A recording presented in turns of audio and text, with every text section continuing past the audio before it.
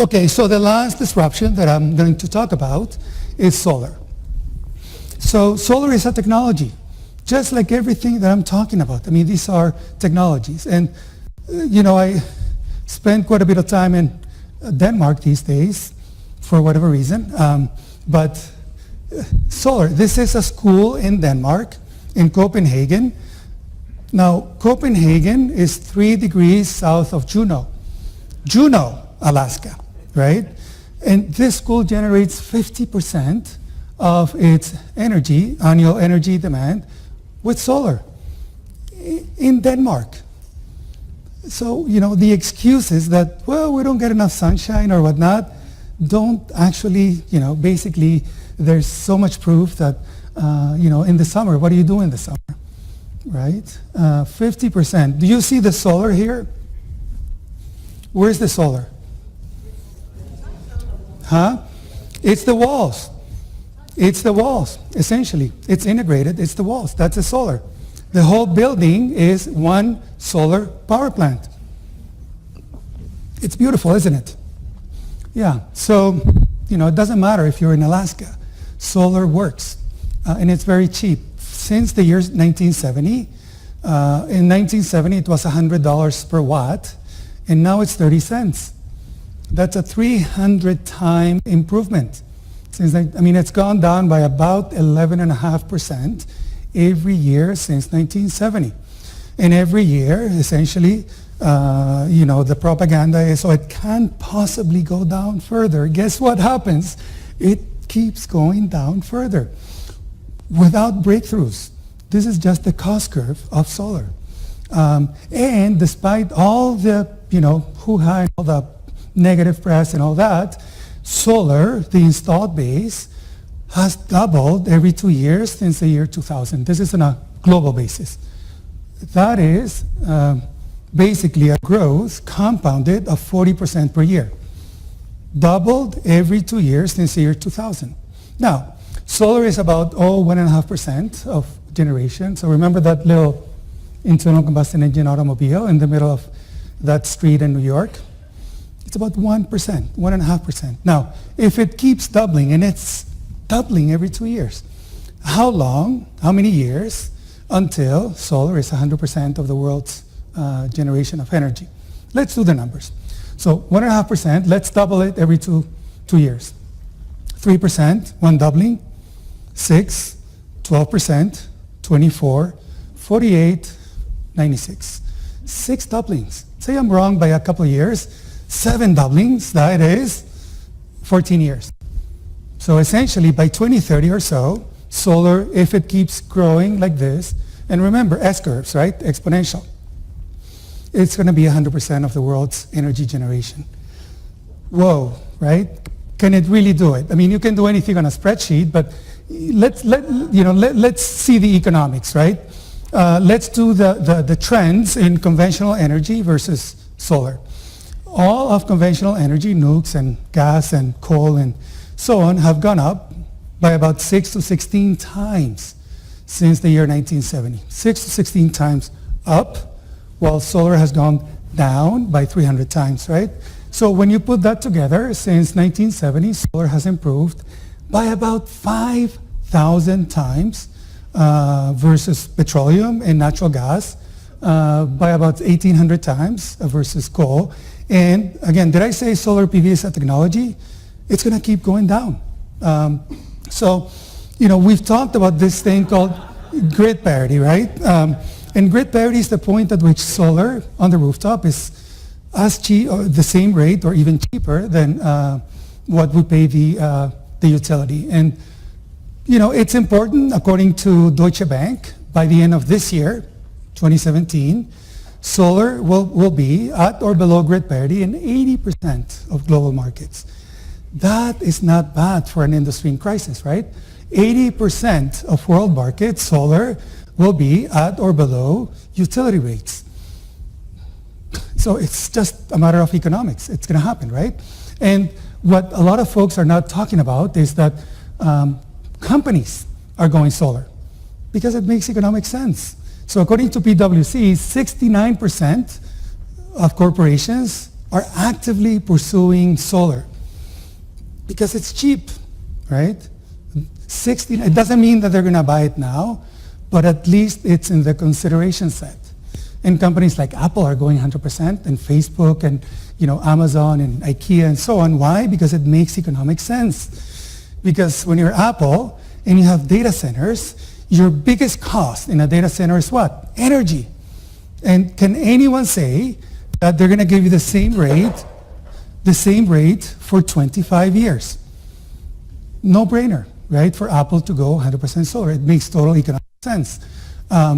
And even, this is Mandalay Bay Casino, which essentially put up solar on all its rooftop that generates 25% of its energy. And they want to get off the grid. I mean, they want to basically buy in the open market because they're like, we can buy solar today, which is cheaper than, what we're paying the utility. And so because of this, because we are at grid parity in so many markets, the S-curve may actually accelerate. It may go way beyond the 40%. So I invented a new term, right? I call it God parity, not grid parity. Now, what is that? Essentially, when the cost of solar on your rooftop, unsubsidized, falls below the cost of transmission. So think about that. Cost of transmission, which is anywhere from 7 to 12 cents, anything that is centrally generated, right? Coal, nukes, you name it, whatever. Anything, even if they can generate at zero, which is not possible, but if they go to CERN, to Switzerland, and they bring that God particle, and they're able to generate at zero, when you add that 7 to 12 cents of transmission, you're still not going to be able to compete with self-generation. Does that make sense? That's what I call God parity. At that point, and this is just solar generation, solar plus storage, and so by 2020, in places like Colorado, you'll be able to generate unsubsidized solar at 4 cents. 4 cents on the rooftop. Central generation, boom, gone. It's going to be obsolete because there's going to be so much generation in homes and businesses, at the malls and parking lots and so on and so forth, right? Because it's going to make economic sense. Because when the sun shines, and I think it shines here about 2,000 hours per year, essentially there is no cheaper form of energy generation than solar on your rooftop. Okay, so essentially utility scale, gone, right? Anything central generation essentially can't compete with self-generation. And even when you add the cost of storage, which is going down by about 20%, by about 2020, you should be able to buy solar plus storage at about 7 cents. 7 cents. So solar plus storage is going to be still less than the cost of transmission. At that point, everyone, everywhere, is going to make selfish, when you make the selfish economic decision, it's going to be to go solar. And that's going to happen by 2020. This is only 3 years away. And that's when basically the curve, the S-curve, really accelerates because it's going to be in everyone's selfish economic interest to go solar. So every house and business and warehouse and factory and so on is going to have solar because it's going to be in their best selfish economic interest. Now, what's going to happen in cities that can't generate 100% of, I'm not saying that folks are going to get off the grid. Most of us cannot generate all we need, but essentially it's going to be a distributed, like the internet. It's going to be an internet of energy, an internet of solar, an internet of batteries. What happens with data centers and aluminum smelters and so on? Well, we still need utility scale. And what is happening in large scale generation is that essentially we're falling under 4 cents per kilowatt hour in solar. And just to give you an idea, solar at about 5.8 cents is equivalent to gas at 5, and it's equivalent to oil at 10. Good luck competing with solar, right? And that's at 4.8 cents. Now, we're way below that already. In fact, in Dubai, they announced that 3 cents solar, 2.99 cents. That's half of 5.8, right? And in Abu Dhabi, they announced a 2.4 cent per kilowatt hour. 2.4, right? I mean, I spoke with the CEO of a utility who had just signed a 3 cent deal, and he asked me, do you think I paid too much?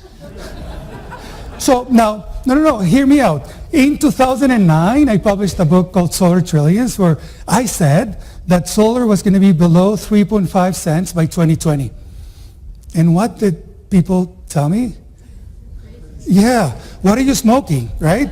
And that was in 2009. And guess what? We blew past that, okay? And that sounded insane in 2009 when solar was at 30 cents. But all you needed to do was do the cost curve of both solar and capital costs, right? So at 3 cents, there is nothing that can compete with utility scale solar at this cost. Not gas, not coal, nothing can compete with solar at 3 cents, period, end of story. So essentially any new investments have to go solar because any other investments are going to be stranded. Any nuclear, any coal, any natural gas is going to be stranded in a place where you have sunshine, the way you have here, at least in the desert. And not only that, solar, some folks are saying, oh, but what about storage? I mean, you can only generate during the day. What about in the evening? Well, guess what? Tucson Electric just announced solar plus storage at 4.5 cents. 4.5 cents gone. Everything else gone. So solar, distributed solar, because of the economics, is going to eat everything because it's going to make economic sense. And that's going to happen in most places by about 2020. It's already happened in places like Australia. Australia, solar residential is 25%. 25% of homes in Australia have solar. I mean, the equivalent here would be 20 million houses, right? Now, in Australia, transmission is 12 cents. Solar is 7 cents. So the concept of God parity, which again sounded crazy 3 years ago, is already here. I mean, it's already happening in some markets around the world. And of course, peakers are already obsolete. Peakers generate at 20 cents, 40 cents, 70 cents. And when solar plus storage is 4.5 cents, this is pure economics, right? It doesn't make sense to build peakers anymore. So let me wrap it up and let me go back to the future. It's 2017 and we're here.